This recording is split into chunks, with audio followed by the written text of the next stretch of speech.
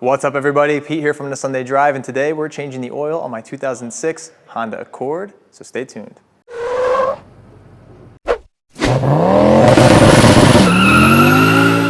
So welcome back to the channel everyone. As I said, today we are working on my 2006 Honda Accord with the 4-cylinder engine, and we are going to be replacing the oil with some AMSOIL. This is the OE level of oil, and we're going to be replacing the oil filter with this Wix filter.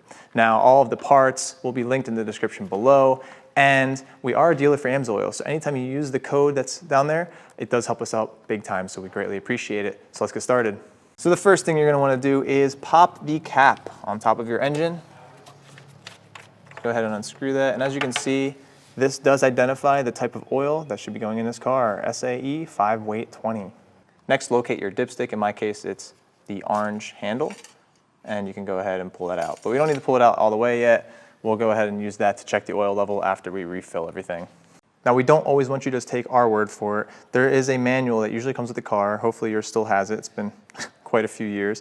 But if you go ahead and flip to the oil change page, which is in my case, page 207, you can see that depending on if you have the 4-cylinder or the 6-cylinder, you will have a different amount of oil. So as you can see, in my case, I had the 4-cylinder, which is going to take 4.4 US quarts or 4.2 liters. So let's go ahead and identify the two main things you need under the car. First is the oil drain bolt. So this is the oil pan, and the bolt is towards the back of the car.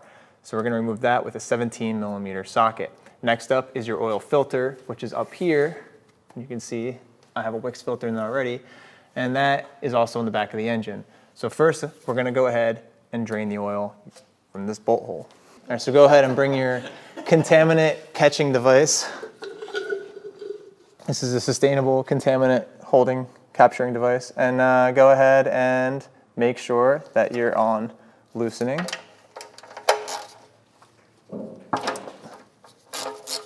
And break it loose. So once you have this bolt broken loose, you can kind of just do it by hand. And the trick is to not make a mess everywhere. Keep pushing the bolt into the pan even while you're unscrewing it. As you can see, I'm starting to get a little bit of a drip here. It's completely unthreaded, so I'm going to pull it out quickly. As you can see, nice and clean, no mess. A lot of times people will just try and pull it out and they get oil all over their hand and the pan and the ground. And all right, now go ahead and get your hand on this oil filter. Now, when I install my oil filters, I don't crank them down because you're not supposed to. So hopefully I'll be able to get this off by hand, because even though I only do a 3/4 turn after installing it, the heat cycles can make it tighter on there and harder to remove. Now, more often than not, the person who installed your oil filter last, if you bought the second hand, probably cranked it down. So you're gonna need one of two different tools.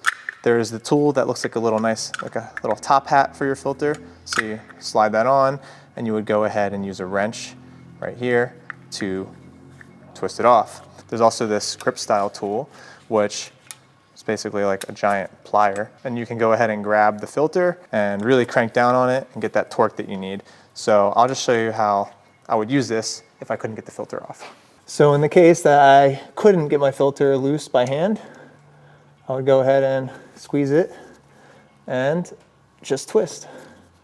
Go ahead and stuff this rag up here. And Cliff told me if I get any oil on my shirt, I'm in big trouble, so I'm gonna really just try and not make a mess. And now I can drain the rest of the oil from the filter. I'm also going to wipe down the surface of where the oil filter mated to the engine, because you can see there's a little bit of gunk around here. Actually, also always make sure that the O-ring from the old oil filter is not stuck on here. It's not really an issue on these style engines usually, but I have seen it happen. And if you double up the O-ring, it will not seal properly and you'll have an oil leak. Next, we're going to pre-fill this oil filter as much as we can, because it is just sideways on the engine, but you don't want it to be totally dry. So we're gonna fill this up about halfway. And you'll notice as you add the oil, the level inside the filter will slowly go down as the material in the filter kind of absorbs that oil. And you'll also wanna put a little bit of oil around the O-ring. Next up, be sure to replace this washer that is on your drain bolt. This is an aluminum one. They also have copper ones. And start screwing that in. Now what I do is I'll put it in right about there, and then I will wipe there, so I kind of get under where the washer will be touching, but no oil drips out. Boom, right there. And go ahead and tighten this down, and you want to make sure that you tighten this down to the torque spec, which will be listed in the description below. If you actually look at the filter, there is a little graphical representation of how tight to make the filter. Over here, it says to tighten it and then add 3/4 of a turn, and that's as tight as you need to make it. So a lot of people think that they're supposed to use the oil filter tool to install the filter. No, you don't use the oil filter tool to install a filter. You use it to remove a filter that's either been cranked down too much or is hard to remove just because of the heat cycles and everything. So let's go ahead and feed this up here. Hopefully I don't make a mess. And you never want to feel resistance when you're threading this thing on. As you can see, I can just flick it and it spins a little bit. And what I do is I'll spin it until it grabs right there, and then I'll do a 3/4 of a turn. So bring it back around, that's like 1/4. That's half. And then, sorry if I get in the way. All right, about there, 3/4. All right, now let's go ahead and add some oil, put your funnel in, and don't spill any like I just did. Now the trick with adding oil is you actually flip it upside down, like so. When you do it like this, you get a really smooth laminar flow, as you can see. Go ahead and reinstall your oil filler cap. Now go ahead and check the oil dipstick. Always be sure to pull it out once, wipe it down.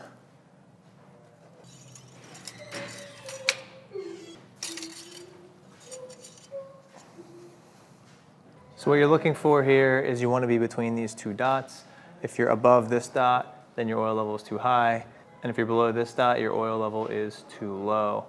So the next thing we need to do is reset the oil life. So as you can see, I was down to 5%. That's just the car's built-in oil life measuring system. Depending on what oil you use, you might be able to actually exceed this oil life indicator, because some of these newer oils allegedly can go up to 20,000 miles, although I would never go that far. At the time that this vehicle was built, there was really no oil that was offering or marketing 10, 15, or 20,000 mile between intervals. So I still change my oil every 6,000 to 7,000 miles. If you hit the trip odometer button, you can see that it clears that menu away. Since my oil life was so low, that's actually what the car just shows when you first turn the ignition on. But usually you'll be on this mile indicator. So if you click through the menu, we'll come back to the service oil life. And if you just hold it down, so that might have been about 10 seconds. Now it starts to flash. So now we're gonna hold it down again.